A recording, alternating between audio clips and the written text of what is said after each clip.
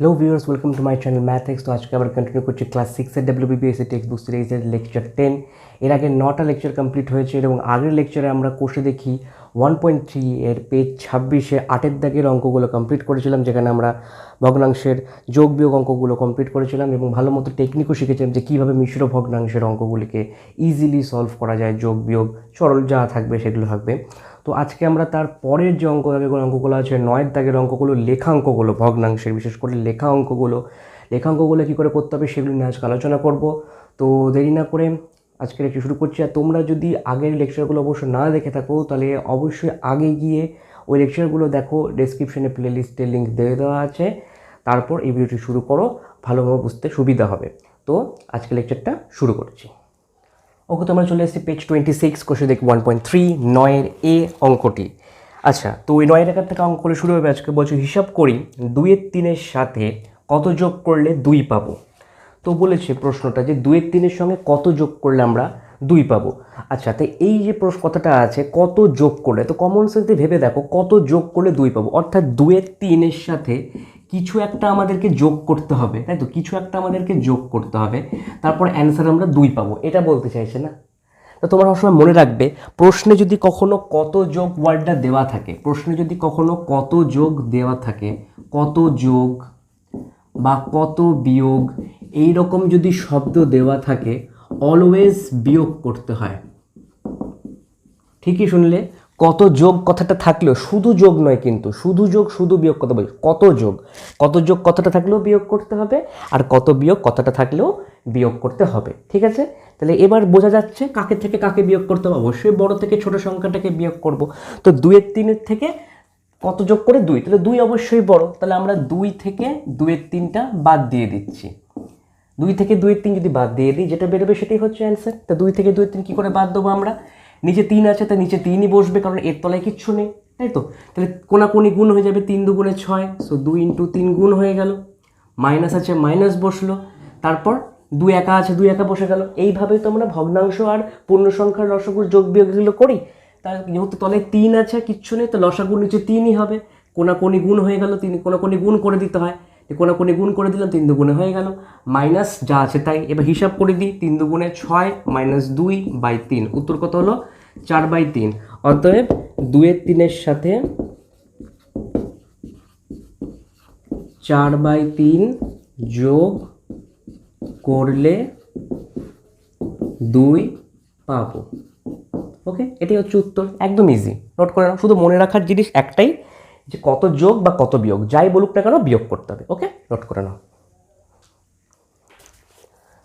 ওকে, তো 9-এর বিয়েরটা কী বলেছে দেখো, বলছে আজ টিফিনের সময় স্কুলের সম্পূর্ণ ভর্তি জলের ট্যাঙ্কের 1/4 অংশ জল খরচ হয়েছে। ছুটির সময় দেখা গেল আরও 1/3 অংশ জল খরচ হয়েছে। ছুটির পরে ট্যাঙ্কে কত অংশ জল পড়ে আছে? তো আমরা এখানে বলেছে জাস্ট কতবার খরচ হয়েছে সেটা বলেছে। প্রথমবার 1/4 অংশ খরচ হয়েছে, দ্বিতীয়বার 1/3 অংশ খরচ হয়েছে। এবার লাস্টে জানতে চেয়েছে কত জল পড়ে আছে। তো আমরা ভালো মতো জানি যে কত পড়ে আছে, কত পড়ে থাকলো, এরকম কথা থাকলে বিয়োগ করতে হয়, তাই না? কিন্তু বিয়োগ করতে গেলে আগে তো আমাদেরকে জানতে হবে যে ট্যাঙ্কের মধ্যে মোট কতটা পরিমাণ জল ছিল। সেটা তো কোশ্চেনে উল্লেখ করে দেওয়া নেই। কোশ্চেনে শুধু উল্লেখ করে দেওয়া আছে কত অংশ খরচ হয়েছে। সো 1/4 অংশ খরচ হয়ে গেছে আর 1/3 অংশ খরচ হয়ে গেছে, কিন্তু মোট কত ছিল বলে দেওয়া নেই।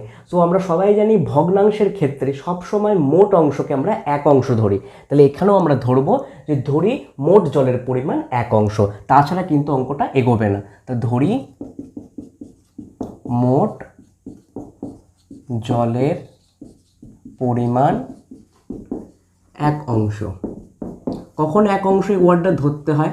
যখন আমরা প্রশ্নে দেখি কোনো ভগ্নাংশের অঙ্ক দিয়েছে এবং ওখানে বিয়োগের প্রবণতা চলে এসছে, বিয়োগ, অথচ মোট সংখ্যা দেওয়া নেই। যদি প্রশ্নে মোট সংখ্যা দেওয়া থাকে তাহলে 1 ধরার দরকার নেই। যেমন আগের অঙ্কটায় আমরা বিয়োগ করলাম, ওখানে আমরা বড় সংখ্যা বা মোট সংখ্যা হিসেবে 2কে পেয়েছিলাম, সেই জন্য আমরা 1 ফ্যাক ধরিনি। কিন্তু এই প্রশ্নটাতে ভগ্নাংশও দিয়েছে কিন্তু আবার মোটের কথাও বলে দেয়নি, আবার বিয়োগও করতে হচ্ছে। যে সমস্ত প্রশ্নে অভগ্নাংশের অঙ্কে বিয়োগ করতে হবে অথচ মোট হিসাবটা বলে দেওয়া থাকে না, তখন আমাদের মোট হিসেবে 1 অংশ ধরে নিতে হয়। ঠিক আছে, এটাই হচ্ছে বোঝার নিয়ম। তাহলে মোট খরচ হয়েছে কত আমরা দেখে নিই। মোট খরচ হয়েছে 1/4 অংশ প্লাস 1/3 অংশ। 1/4 1/3কে যোগ করলে কত হয়? 4 আর 3 লসাগু কত হয়? 12 হয়। নিচের সঙ্গে নিচেরটা ভাগ, 12কে 4 দিয়ে ভাগ করলে 3, সেই 3কে ওপরে 1 দিয়ে গুণ করলে 3, প্লাস 12কে 3 দিয়ে ভাগ করলে 4, সেই 4কে ওপরে 4 দিয়ে যোগ করলে 4, কত হলো? 4 3 7/12 অংশ। তাহলে খরচ হয়ে গেছে 7/12 অংশ, আর টোটাল জল হচ্ছে 1 অংশ। তাহলে জল পড়ে আছে কত? আমরা সবাই জানি মোট থেকে খরচটুকু বাদ দিয়ে দিলে পরেই হয়ে যাবে উত্তর। তাহলে 1 থেকে 7 বড় বাদ দিয়ে দিলাম, আবার আগের প্রথম অঙ্কটার মতো সিস্টেম, তলায় 12 আছে শুধু, তাহলে 12ই বসবে, কোনাকুনি গুণ হয়ে যাবে, 12 একে 12 আর -7 হয়ে যাবে। তাহলে উত্তর কত? 12 থেকে 7 বাদ দিলে 5/12 অংশ। তাহলে কত জল পড়ে আছে? কত অংশ জল? 5/12। তাহলে উত্তরটা আমরা দেখে নিই যে ট্যাঙ্কে কত অংশ জল পড়ে আছে। অতএব 5/12 অংশ জল পড়ে আছে। ইজি, নোট করে নাও। ওখানে 9 অঙ্কটা কি বলেছে? বলছে আজ টিফিনে আমি কেক নিয়ে গিয়েছিলাম, আমার 2 বন্ধু আয়ুষ ও শাবানা আমার কেকের যথাক্রমে 1/3 অংশ এবং 2/5 অংশ খেলো। কেকের বাকি অংশটা আমি খেলাম, কে বেশি কেক খেলো? ঠিক আছে, এটাও ঠিক 2 অঙ্কটার মতো, বিয়ের অঙ্কটার মতোই। বাকি অংশ, তো বাকি অংশ মানে বিয়োগ, তাই তো? বাকি অংশ, পড়ে থাকা অংশ মানে বিয়োগ করতে হয়। আবার দেখো, আবার এখানে মোট কথাটা বলে দেয়নি, অথচ বাকি অংশের কথা বলে দেওয়া আছে। তার মানে বাকি অংশ মানে বিয়োগ করতে হবে, অথচ কে কে খেয়েছে সেটা বলে দেওয়া আছে। 1/3 আর 2/5 খেয়ে ফেলেছে, কিন্তু কোথাও মোট কথাটা লিখে দেওয়া নেই। তাহলে আমরা এখানেও মোট অংশকে 1 অংশ ধরে নেব। তা লিখব, ধরি মোট কেকের পরিমাণ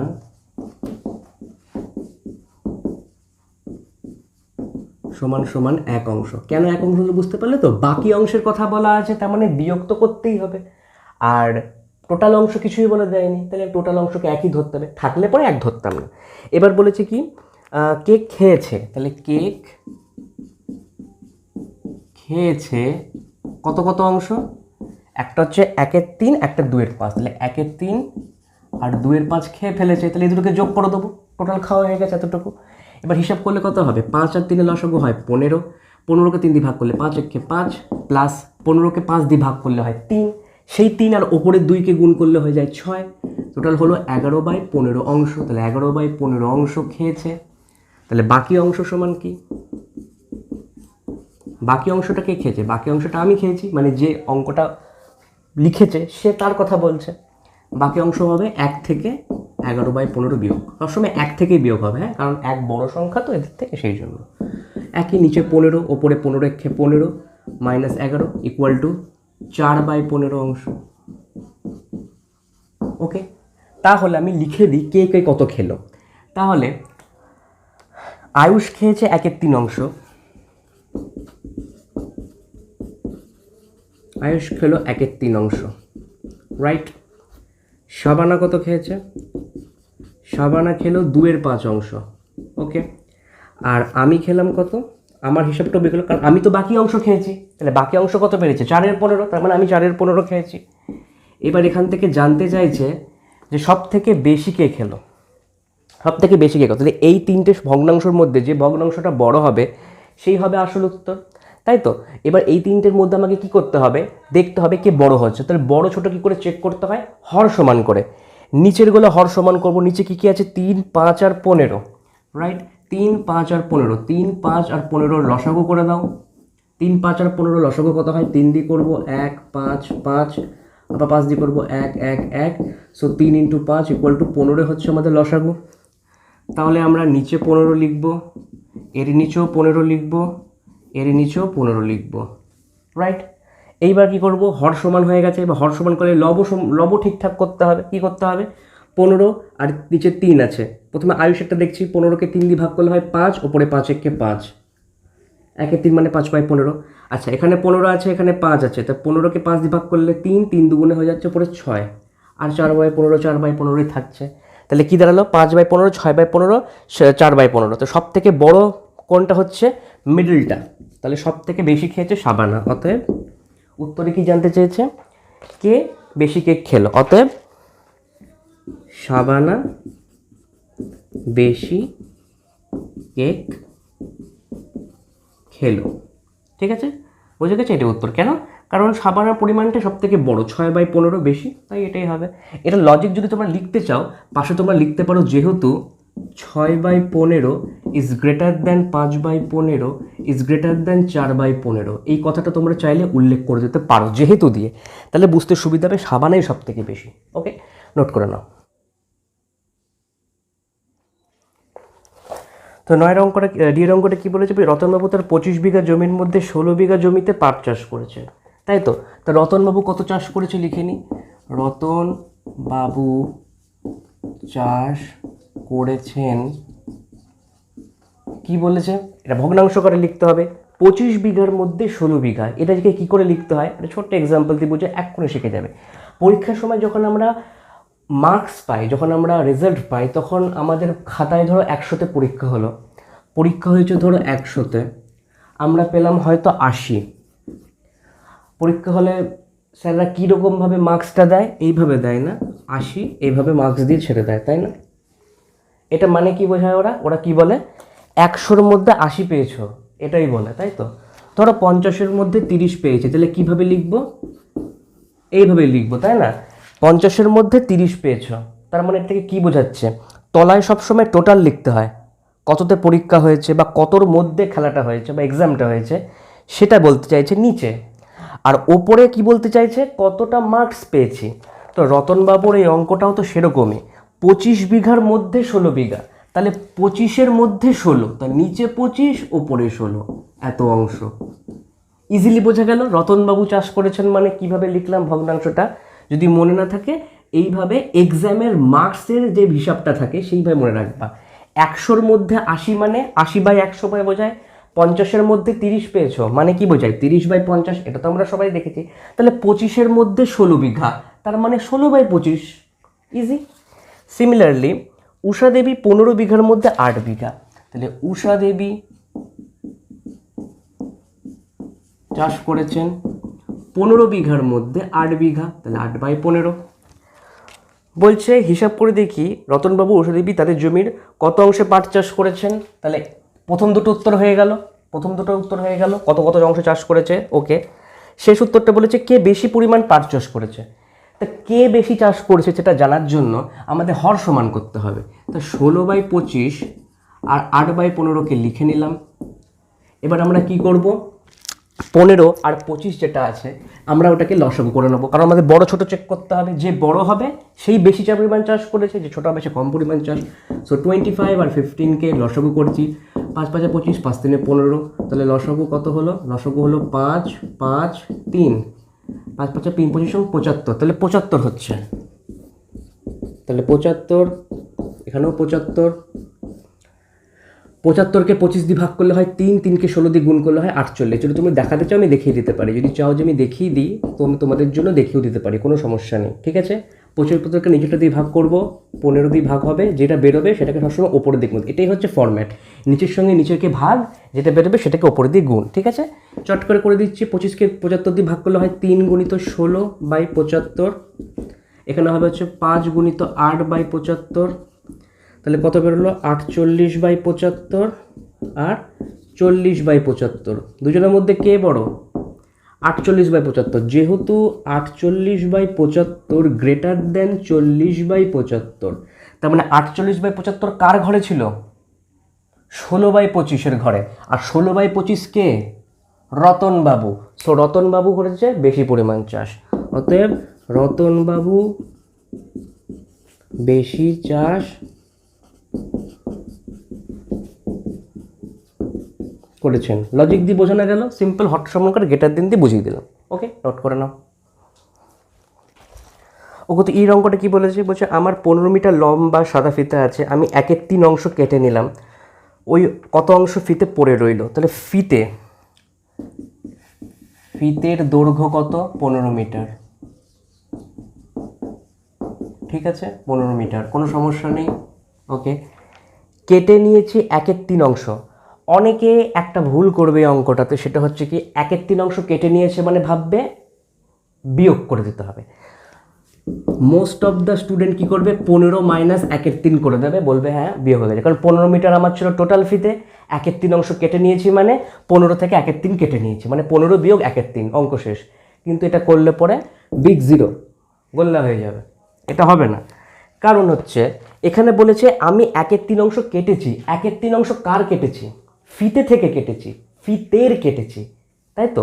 এই যে 15 মিটার বা 15 মিটার ফিতেটা দেখতে পাচ্ছি, তার 1/3 অংশ কাটা হয়েছে, তাই না? তাহলে তার 1/3 অংশ কাটা হয়েছে মানে, কিন্তু 1/3 অংশ কেটেছি, বাট পরিমাণ হিসেবে কত কেটেছি সেটা তো জানতে হবে। মিটার হিসেবে কত কেটেছি, ভগ্নাংশ হিসেবে 1/3 অংশ কেটেছি সেটা ঠিক আছে, বাট মিটার হিসেবে কত, 15 মিটারের মধ্যে কত মিটার কেটেছি সেটা তো জানতে হবে। সেটা জানতে চাইলে তো বিয়োগ করা যাবে না, আমাকে তো এখানে সেটাই জানতে চেয়েছে, যে আগে আমাকে জানতে হবে যে আমি মিটার হিসেবে কতটা বের করলাম। তাহলে ফিতে কাটা হয়েছে 15 মিটারের ইন্টু 1/3, ইন্টু কেন করলাম বুঝতে পারলে? 15 মিটার হচ্ছে আমার টোটাল ফিতে, তার 1/3 অংশ কেটেছি, তার র তার 1/3 অংশ কেটেছি মানে কি 15 মিটারের, এর আছে উচ্চারণের সময় এর হচ্ছে, এর থাকলে গুণ করতে হয়, তো 15 মিটারের 1/3 অংশ, তবেই তোমরা গুণ। আমি একটা জিনিস বলেছিলাম যে ভগ্নাংশ থেকে যদি কোনো জন্য অ্যামাউন্ট বের করতে হয়, টোটাল পরিমাণকে সেই ভগ্নাংশ দিয়ে গুণ করতে হয়, তবে গিয়েই অ্যামাউন্ট বেরোবে, তাই তো? এখানে বাদ দেওয়াটা বড় কথা নয়, এখানে 15 থেকে 1/3 অংশটা বাদ দেওয়াটা বড় কথা নয়, এখানে বড় কথাটা হচ্ছে যে বাদ তো দিয়েছি, কিন্তু কেটে যাওয়া টুকরোটার মিটার হিসেবে কত, কত মিটারের টুকরো ওটা, সেটা তো আগে আমাকে জানতে হবে না। তা ভগ্নাংশ দেওয়া আছে 1/3, সো ভগ্নাংশ থেকে যখন আমরা সংখ্যাতে কনভার্জন করব, রূপান্তর করব, তখন টোটাল সংখ্যাকে সেই ভগ্নাংশ দিয়ে অলওয়েজ গুণ করতে হবে। এটা কেটে কুটে হবে 5, তাহলে অ্যাকচুয়ালি আমরা 5 মিটার কেটেছি, বোঝা গেছে? 1/3 অংশ কেটেছি মানে 5 মিটার। আশা করি আর ভুল হবে না। যখনই এরকম কোনো অঙ্ক থাকবে, প্রশ্নে যদি টোটাল নাম্বার দিয়ে দেওয়া থাকে এবং ভগ্নাংশ দিয়ে দেওয়া থাকে, তো সবার আগে আমরা সেই ভগ্নাংশটাকে সেই এককে কনভার্ট করব, মিটার থাকলে মিটার, টাকা থাকলে টাকা, কিলোগ্রাম থাকলে কিলোগ্রাম, সেটাকে কনভার্ট করব, আর কনভার্ট করার জন্য গুণই করতে হবে, ঠিক আছে? এবার বলেছে কত অংশ সাদা ফিতে পড়ে রইল, তাহলে ফিতে পড়ে রইল, এবার আরামসে বিয়োগ করো, পড়ে রইল মানে বিয়োগ, 15 মিটার ছিল, 5 মিটার বাদ গেছে, তাহলে 10 মিটার পড়ে রইল, 10 মিটার পড়ে রইল। কিন্তু 10 মিটার পড়ে রইল, কিন্তু আমাকে জানতে চেয়েছে কত অংশ পড়ে রইল। তো মিটার হিসেবে তো 10 মিটার পড়ে রইল, কিন্তু ভগ্নাংশ হিসেবে এটাও বোঝার ব্যাপার আছে। তাহলে আমি না হয় কত মিটার হিসেবে বের করেছি, ঠিক আছে, তাহলে অংশ হিসেবে পড়ে রইল কত, তাহলে অতএব ফিতে পড়ে আছে, এবার আমাকে কি করতে হবে, এই যে 10 মিটারটা আছে, এই 10 মিটারটাকে এবার আমাকে উল্টো করতে হবে, ভগ্নাংশ আনতে হবে। তো প্রথম কেসে আমি ভগ্নাংশ থেকে মিটারে আনলাম, এবার এই 10 মিটারটাকে অংশ হিসেবে মানে ভগ্নাংশ হিসেবে কত পড়ে আছে সেটা বার করতে হবে। তো অংশ বের করা খুব ইজি, সবসময় ভগ্নাংশ বড় যেটা হর একটা লব লাগবে, একটু আগেই শেখালাম যে কি করে লিখতে হয়, আমরা মার্কস কী করে ডিস্ট্রিবিউশন করি, নিচে সবসময় টোটাল লিখতে হয় আর ওপরে সবসময় রাশিটা লিখতে হয়। টোটাল কত 15, তো নিচে হচ্ছে 15, আর আমি পড়ে থাকা পরিমাণ জানতে চাইছি 10, তাহলে ওপরে হচ্ছে 10, 10/15, যদি কাটাকুটি করা হয় 5 2 10, 5 তাহলে 2/3 অংশ, তাহলে 2/3 অংশ পড়ে আছে, বুঝতে পেরেছো? তাহলে অ্যামাউন্ট বের করা বা মিটার বা কিলোগ্রাম এককে বের করাও ইজি, গুণ করলে বের হয়ে যায়। আর যদি ভগ্নাংশ আনতে হয়, সো ভাগ করে দিলে আবার ভগ্নাংশ হয়ে যায়। নিচে সবসময় টোটাল পরিমাণটা বসে, আর ওপরে যেটার পরিমাণ জানতে চাইছো সেটার ওপরে লিখলে পরে অটোমেটিক অংশ সব বের করা যায়। তো এই দুটো উত্তরে জানা হয়ে গেল, মিটার হিসেবেও জানা হয়ে গেল আর অংশ হিসেবেও জানা হয়ে গেল, নোট করে নাও, ইজি। ওকে, তো আজকে এতটা, আশা করি ভিডিওটি ভালো লেগেছে। যদি ভালো লেগে থাকে অবশ্যই ভিডিওতে লাইক করো, শেয়ার করো, যদি কোনো সমস্যা থাকে অবশ্যই কমেন্ট বক্সে জানাও। আর ভিডিওটি কমপ্লিট দেখে অঙ্কগুলো নিয়মিত অভ্যাস করো, আগের ডেসক্রিপশানে দেওয়া প্লেস লিঙ্ক থেকে আগের অঙ্কগুলো অবশ্যই দেখো। আর এই ভিডিওটি দিয়ে আজকে আমরা কমপ্লিট করলাম কোষে দেখি 1.3, সমস্ত অঙ্ক কমপ্লিট হলো। এবার পরের ভিডিও থেকে আমরা পরের দাগের যে কোষে দেখি অঙ্কগুলো আছে সেগুলো শুরু করব। তো আজকে এতটাই থাকছে, ভালো থেকো।